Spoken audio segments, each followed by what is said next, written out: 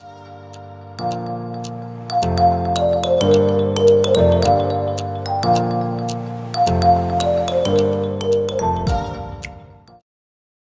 hello, school counselors and school counselors to be. Thank you guys so much for coming to my channel, The Inspiring School Counselor.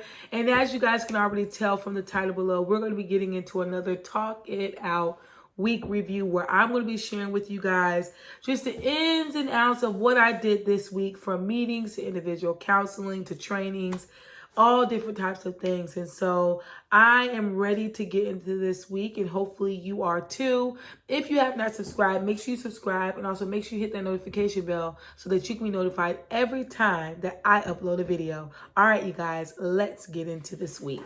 This week, the related arts were able to give lessons to the students. So that was a big, yay moment. I am not in the related arts schedule at my school. When I first started in January, I was actually teaching classes Monday through Friday, and it was about 15 classes a week. But going into it this new school year, especially with everything that has been taking place and happening, you guys, I'm just so grateful for my administrator, because she was just like, you know what, just pause on the lessons, really try to get in those individual counselings and small groups and checking in with students and just seeing where they are socially and emotionally. And that already lined it up with, what I was wanting to do. And I actually was already talking to my administrator about that already, that there's so many things that I'm wanting to do, but, I can't do it when I'm teaching nothing but classes, especially when you also have to do other things outside of individual counseling, like attendance, 504s, those different type of things. And so I was just so happy to be able to focus more on doing individual counselings and checking in with my students, and just providing small groups and stuff for my students. So coming in this year, which I don't know if I've disclosed that or not, or let you guys know that or not, but I am not teaching classes.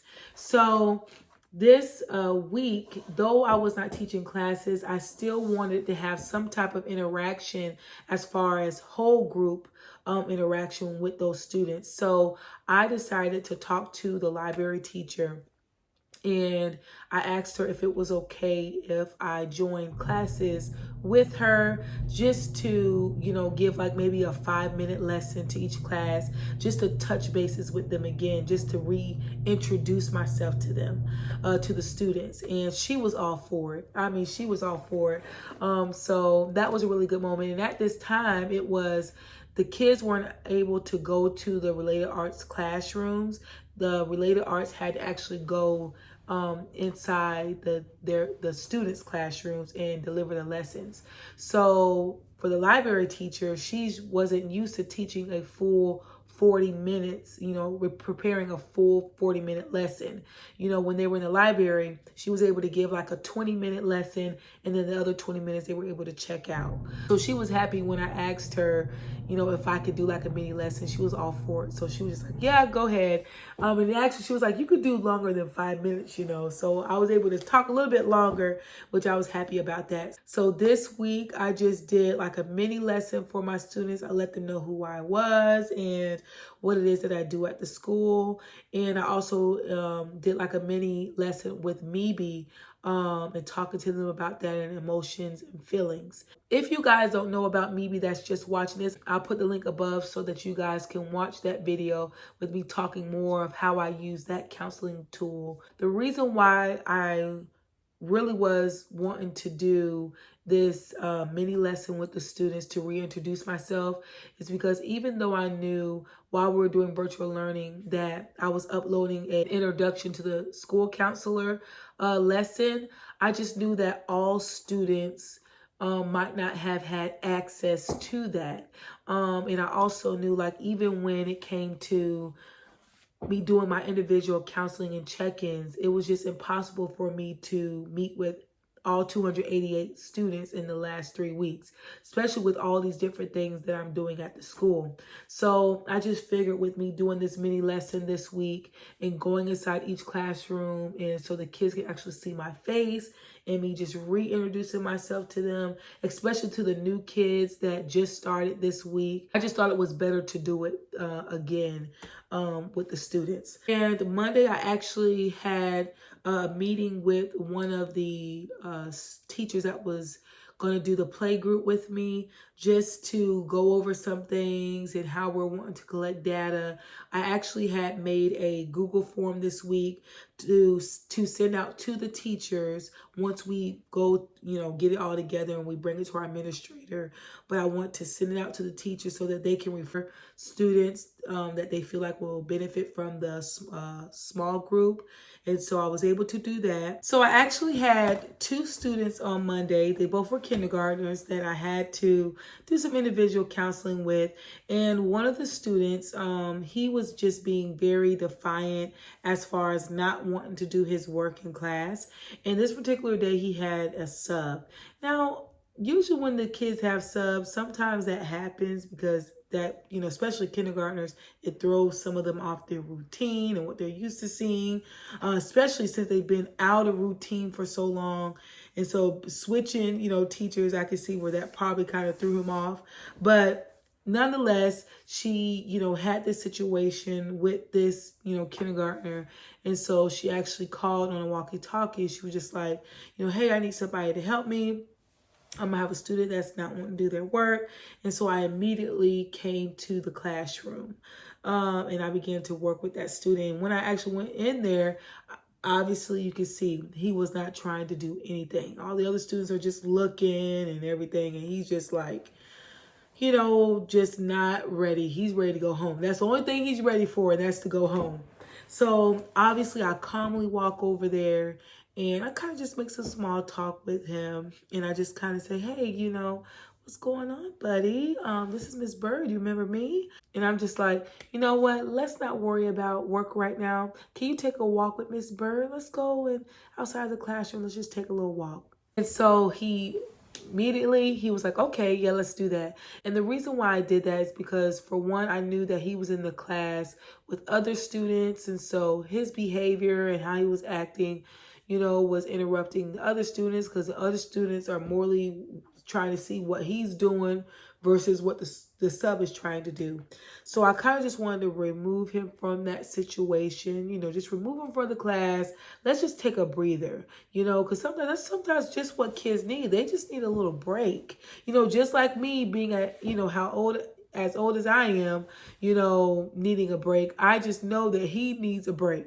So I actually ended up taking him back to my class, and I just did some individual counseling with him. We kind of just talked a little bit, and I had him smiling a little bit. And so then he was finally ready to go back to class. And so when I told him, I said, now I'm going to be back. I actually ended up working with him with one of my counseling tools, and he enjoyed that. I told him, I said, don't worry, because Miss Bird is going to be back later on to come get you, and we'll come back to my room. And he was all for it. So I walked him back to class, and there was no other issues with him at all later on that day. I actually did end up getting him again, not because he was acting out, but just because I was trying to keep my word with him and letting him know that, hey, I will be back and I'm going to check up on you. And so he came back with me. And so, but yeah, he did really well. And so sometimes school counselors, that's what you have to do. It's just kind of, don't be afraid to kind of just remove the student, just say, hey, let's go for a little walk.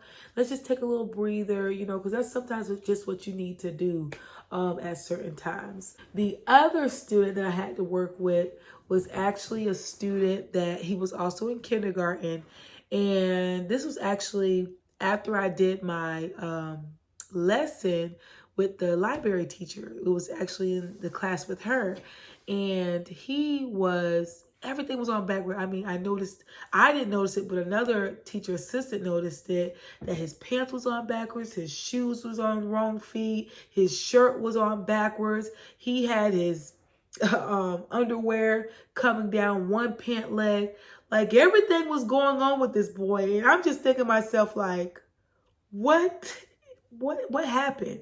Like, who dressed you this morning? But we think that when he goes to the bathroom, he might take all his clothes off and then puts it all back on. We are thinking that's what's going on, because I was just like, what in the world? So when the teacher assistant pointed it out, she actually told me about it. And I just, took him outside the classroom. At first, he didn't want to go with me. And I talked to him outside the classroom just to kind of, just make some small talk with them, saying, who dresses you in the morning, honey? Why is all your clothes on backwards? To see if he would tell me anything. And he did. He just says, mommy and daddy dressed me. Or no, he said, daddy dressed me. And so I'm just like, okay. And one thing that I noticed when I had, pulled him outside the classroom is that he had this dark stuff. I don't know. He was eating on something that was really dark. And I was first there because it literally looked like he was eating Oreos. And I noticed when I was talking to him that he had something in his mouth. And I mean, it was all around his mouth. And when he was eating it, I was just kind of thinking like, man, well, when did y'all get, when were you eating Oreos? I know you guys don't have snack time. Like, when did they give Oreos?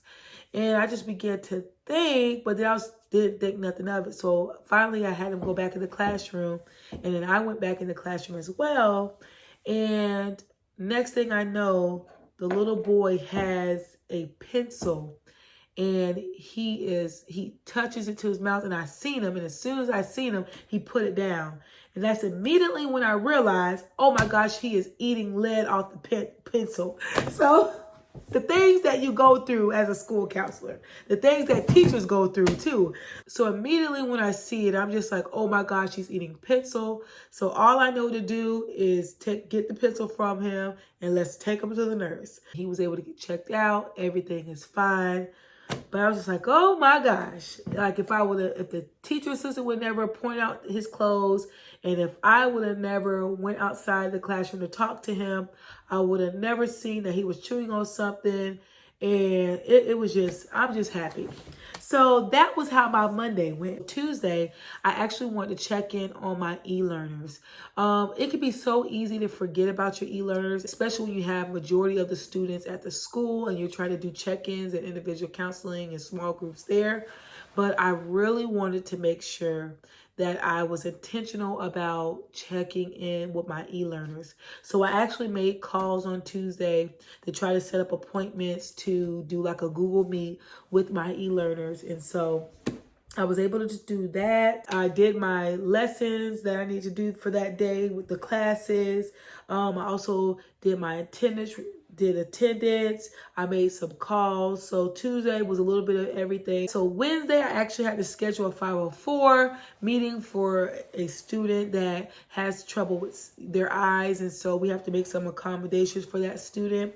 I also was able to do some individual counseling. I talked to a teacher. A teacher reached out to me to refer a student of hers because this particular student would get, angry when he doesn't know how to do work, or if it is that, he's having some type of issues, or maybe he can't see what the teacher's doing. And so he would ruin, things, or, color all over stuff. And so I actually scheduled to observe her class as well as do some individual counseling with that student. So I was able to do that. Also was able to observe classes just to see how the students was doing, if the teachers needed any helping hand with anything. I just did that on Wednesday, as well as, of course, putting in my use of time, emails, and trying to get together some small groups, individual counseling lessons and stuff like that. Thursday, I had to work with another kindergartner because he was crying, you guys, from the time he came to school. He was crying for like a whole hour and a half. And so I was finally able to work with that student and is able to get him back to class, ready to do work. And so he did good for the rest of the day. And later on that day, on Thursday, I actually had to teach classes because one of the art teacher wasn't there. And nobody came to sub for her. Whoever, I guess her sub may have not have came, or maybe she just wasn't able to find one. I don't know. But they didn't have nowhere for these particular kids that had art to go to, have art.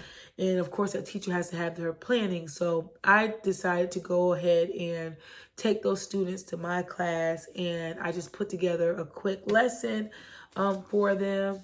And that's what I did from like 12 o'clock to 2:40. And so, yep, I did kindergarten, first and second grade.